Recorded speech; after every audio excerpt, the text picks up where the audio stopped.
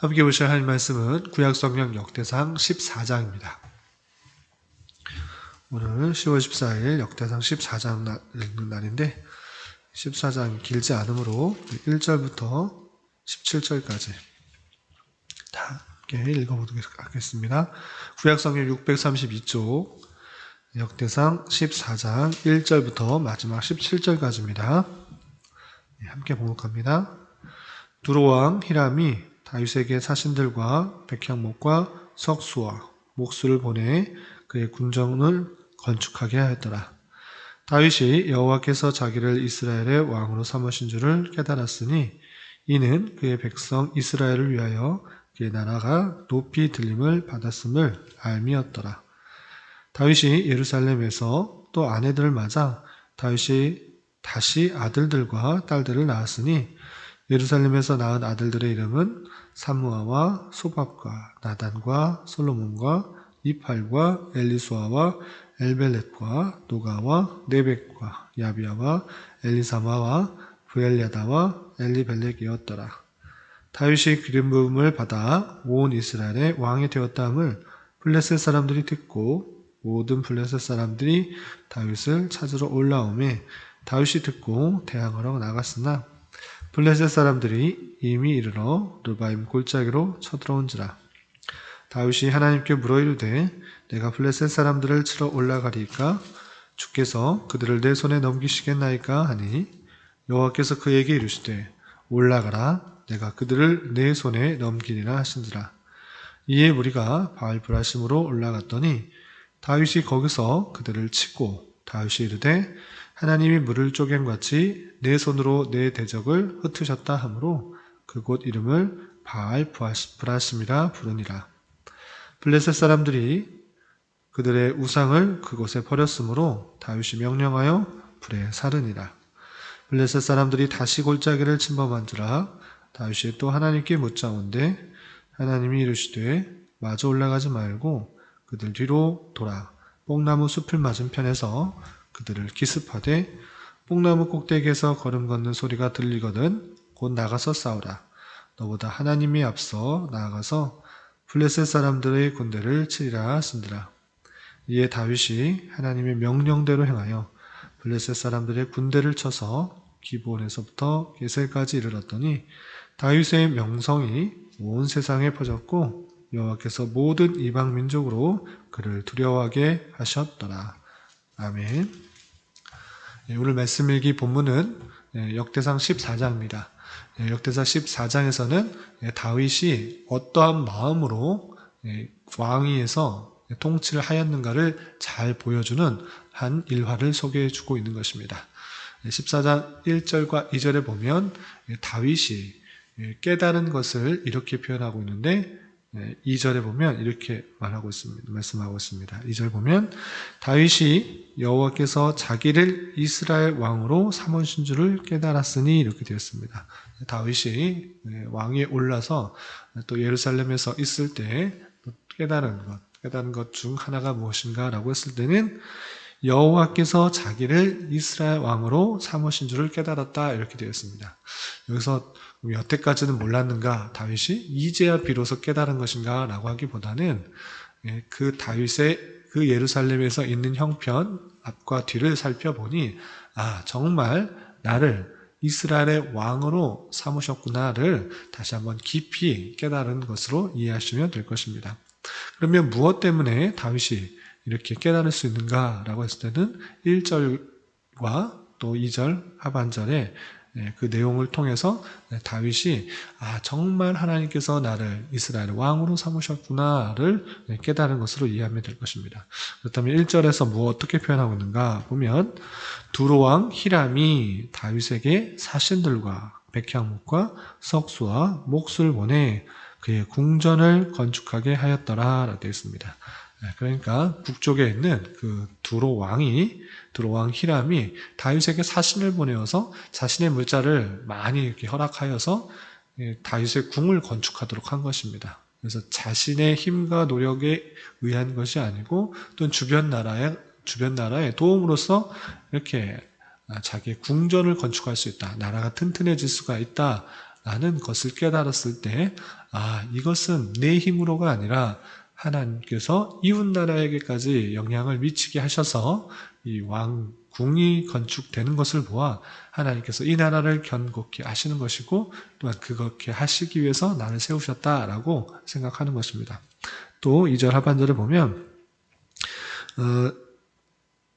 이는 그의 백성 이스라엘을 위하여 그의 나라가 높이 들림을 받았음을 알미었더라 라고 되어 있습니다. 그러니까 그 백성 이스라엘을 위하여서 그의 나라가, 이스라엘 백성들을 위하여서 이 이스라엘이란 나라가 높이 들림을 받았음을 깨달은 것입니다. 주변 나라로부터 어떤 도움을 받고 힘을 얻을 수 있는 그런 나라가 된 것, 그것은 다름 아니라 이스라엘 백성을 위한 것이고, 또 그것을 위하여서 내가 왕으로 세움을 받았다라는 것들을 깨달은 것입니다. 이렇게 되었을 때 먼저 중요하게 생각해야 될 것은 어떤 자리에 내가 왜 있는지를 잘 깨닫는 것이 중요합니다. 그냥 우연히 그냥 먹고 살기 위해서 행하다 보니까, 또는 내 관심과 노력에 따라서 하다 보니까 우연히 그 자리에 있는 것이 아니라 그 모든 것이 하나님께서 인도해 주신 손길이라고 고백하며 깨달을 수 있는 그런 신앙의 모습, 신앙의 태도가 중요한 것입니다. 다윗의 모습을 봤을 때 우연히 그냥 이 왕에 오르게 된 것이 아니라 이것 또한 하나님께서 자기를 왕으로 삼으셨구나를 고백할 수 있었던 것처럼, 우리도 주변의 상황과 형편을 볼 때 내가 우연히 그냥 그 자리에 있다라고 생각하기보다는 하나님께서 무엇을 하게 하시기 위하여서, 또 나를 통하여서 이 자리에서 무엇을 하게 하기 위하여서 이 자리에 있었다라는 것들을 깨달을 수 있는 그런 모습이 있어야 될 것입니다.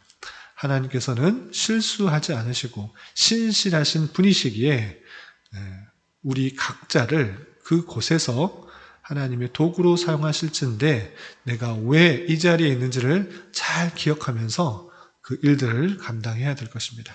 다윗은 그 모습이 이스라엘 백성을 위하여서 또 하나님께서 왕으로 세우셨다라는 것들을 깨닫고 더욱더 깊이 깨달았던 것입니다. 그런 모습 가운데 다윗이 이스라엘 예루살렘에서 또 왕의 역할들을 감당하고 있는 모습을 볼 수 있습니다. 그리고 또 한 가지 왕으로서 어떤 모습을 갖고 있었는가를 보여주는 단면을 우리 살펴볼 수 있는데, 8절 이하 17절까지는 이스라엘을 공격해 오는 블레셋과의 두 번의 전투를 통해서 이 다윗이 보인 행동을 통해서 이 왕위를 어떻게 감당했는지를 알 수 있습니다. 블레셋은 다윗이 왕위에 올랐다는 사실을 듣고 계속, 그 전에도 계속 그랬지만 이스라엘 백성을 공격하면서 자신의 유익을 취하려고 하는 그런 모습이 있는 것입니다. 그러할 때 다윗은 어땠는가? 그 표현이 10절에 이렇게 표현되고 있는 것입니다. 10절. 다윗이 하나님께 물어 이르되, 앞에 8절 9절에서 보면 블레셋이 골짜기로 이스라엘 백성들로 쳐들어왔다라는 이야기를 하고 있고, 그때 다윗은 어떻게 하는가? 10절 보면 다윗이 하나님께 물어 이르되 내가 블레셋 사람들을 치러 올라가리까 주께서 그들을 내 손에 넘기시겠나이까? 이렇게 묻는 것입니다. 그 전쟁에 블레셋이 쳐들어왔을 때 그냥 내 생각과 내 판단으로 하는 것이 아니라 블레셋이 어떻게 하나님 나라를 공격할 수 있는가라고 해서 그냥 자기 생각대로 전쟁을 준비해서 그들을 칠 수도 있습니다. 그러한데 그러한 것조차 자신의 생각과 판단에 의해서 막 행동하는 것이 아니라, 함부로 행동하는 것이 아니라 그런 일이 있을 때 하나님께 어떻게 해야 될지를 묻는 것입니다. 이 블레셋을 쳐야 합니까? 하나님, 블레셋을 저에게 물리칠 수 있도록 그렇게 허락해 주시겠습니까? 이렇게 묻는 것입니다. 그리고 그렇게 하나님께 간구하고 기도할 때 하나님께서는 그에게 응답해 주십니다. 10절 하반절에 보면 여호와께서 그에게 이르시되 올라가라, 내가 그들을 내 손에 넘기시리라 하신지라 라고 됐습니다. 그 음성을 듣고 그 응답을 받고 블레셋을 쳐서 크게 승리하게 되는 것이고, 그렇게 큰 승리를 거두었음에도 불구하고 블레셋은 포기하지 않고 또다시 이스라엘을 공격해 오는 것입니다. 그 내용이 13절 이하 이렇게 표현되고 있습니다. 13절 보면 블레셋 사람들이 다시 골짜기를 침범한지라 라고 되어 있습니다. 다시 또 얼마 뒤에 이스라엘을 치러 온 것입니다. 그때도 마찬가지로 한번 하나님께서 그렇게 이야기를 해주셨으면 계속 공격하면 블레셋이 쳐들어왔을 때 자신의 군대를 데리고 전쟁하면 될 것 같은데, 그렇게 하지 않고 또 다시 그런 상황이 찾아왔을 때 다윗은 여호와 하나님께 다시 어떻게 해야 될지를 묻는 것입니다. 14절 보면 다윗이 또 하나님께 묻자온데 하나님이 이르시되 마저 올라가지 말고 그들 뒤로 돌아 뽕나무 숲을 맞은편에서 그들을 기습하되, 이제 구체적으로 또 어떻게 그들을 공격해야 될지 또한 하나님께서 알려주신 것입니다. 다윗은 어떤 상황이 있을 때 그 일이 크거나 작거나 상관없이 하나님께 더욱더 물으려고 하고, 또 하나님께서 친히 그에게 응답하여 주시고 또 말씀하여 주시고, 다윗은 그 주신 말씀에 온전히 순종하여서 살아가는 그런 모습을 잘 보여주는 것입니다. 그렇게 또 하나님께서 또 기습을 통해서 블레셋을 치라 명령하였을 때 다윗은 그 말씀에 순종하여서 그대로 순종하고 실천하고 그 전쟁에서 또한 이렇게 승리하게 된 것입니다. 그렇게 하나님의 말씀에 순종함으로 말미암아 하나님의 말씀대로 이루어지는 역사를 보고 17절에 어떻게 표현되고 있는가? 다윗의 명성이 온 세상에 퍼졌고 여호와께서 모든 이방 민족으로 그를 두려워하게 하셨더라라고 되어 있습니다. 그런 모습을 통해서 하나님께서 그의 명성을 온 세상에 퍼지게 함으로 말미암아 하나님께서 지켜주시는 그런 민족, 그런 다윗 그런 모습을 잘 보여주고 있다라고 하는 것입니다. 다윗이 어떠한 일을 만났을 때 행하는 모습, 그것은 사울과는 대조적인 모습이었던 것입니다. 사울이 그렇게 초대 왕이었음에도 불구하고 하나님께서 사울을 버리신 이유를 역대 기자는 어떻게 표현하고 있는가라고 했을 때는 우리가 살펴본 것과 같이 역대상 10장 13절 14절에 사울이 처참하게 블레셋에 의해서 죽임을 당하게 된 이유를 이렇게 표현하고 있는 것입니다. 10장 13절 14절 사울이 죽은 것은 여호와께 범죄하였기 때문이라. 그가 여호와의 말씀을 지키지 아니하고 또 신접한 자에게 가르치기를 청하고 여호와께 묻지 아니하였으므로 여호와께서 그를 죽이시고 그 나라를 이새의 아들 다윗에게 넘겨주셨더라 라고 되었습니다. 사울이 비참한 종말을 맞이하게 된 그 이유에 대해서 하나님께 묻지 아니하고 신접한 여인에게 갔다라는 것이 죄가 되어서 비참한 종말을 맞이하게 되었는데, 다윗은 그러한 전철을 밟지 않고 매사에 하나님께 물으려고 하는, 또한 그 물음에 답해 주시는 그 말씀에 온전히 순종하려는 그런 모습을 경주하게 힘썼던 그런 왕의 모습을 잘 보여주고 있는 것입니다. 마찬가지로 오늘날 우리에게 있어서 하나님께서 우리에게 어떤 상황과 또한 여건을 허락하여 주실텐데 그 상황이 너무 힘들고 외롭고 지치고 낭망될지라도 하나님께서 택하신 백성을 가장 필요한 길로 인도해 주시는 줄 알아 주님께 이 상황과 여건을 어떻게 이겨 나가야 할지를 묻고 또한 답을 듣고 그런 인격적인 하나님과의 교제 속에서 내가 여기서 행할 바를 더 알아가고 힘써야 될 것입니다. 그것이 마땅한 성도의 자세인 것입니다.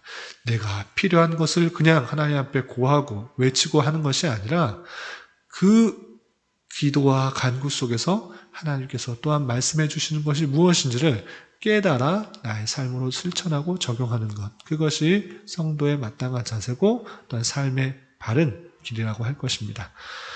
다윗이 오늘날 이렇게 다윗이 그때 당시에 어려운 상황과 또 힘든 상황 속에서 하나님을 찾고 부르짖는 가운데 하나님의 응답에 따라 또 순종하며 나감으로 블레셋과의 큰 승리를 얻을 수 있었던 것처럼 우리 또한 우리의 주어진 현실 속에서 더욱더 하나님께 묻고 간구하고 또 하나님만을 의지하는 가운데 하나님께서 말씀해 주시는 것을 통하여서 또 인도해 주시는 것을 통하여서 다양한 환경과 사건과 방법을 통해 깨우쳐지는 것을 통해 그 길로 온전히 나갈 수 있어야 될 것이고 그것을 통해서 하나님의 선하심과 아름다우심을 계속적으로 깨달으며 하나님을 높이며 또 하나님을 찬송하는 삶을 살아가게 힘써야 될 것입니다.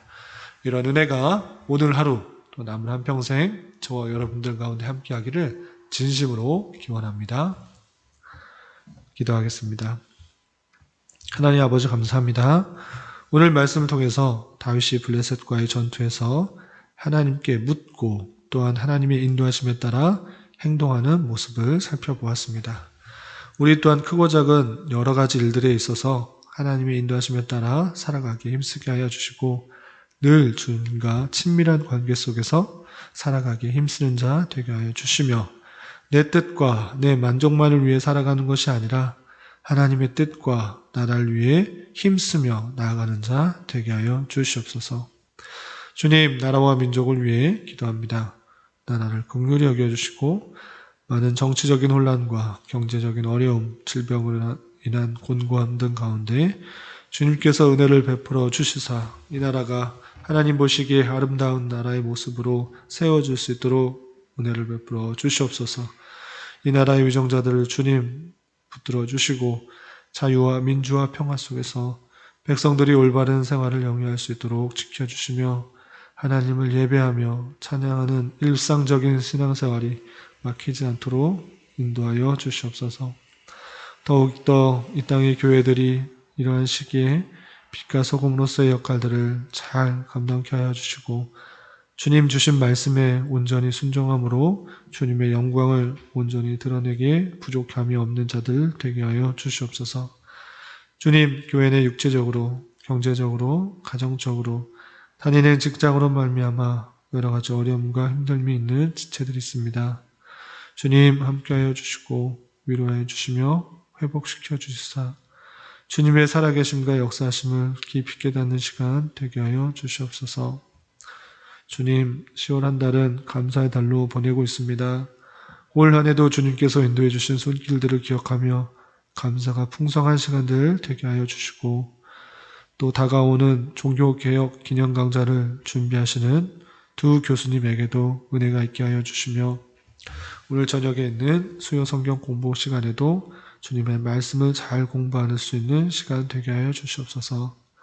이 시간 각자 간절히 간구하는 기도 제목 주님께서 들으시고 가장 선한 것들로 응답하여 주시옵소서. 예수님의 이름으로 기도드리옵나이다. 아멘.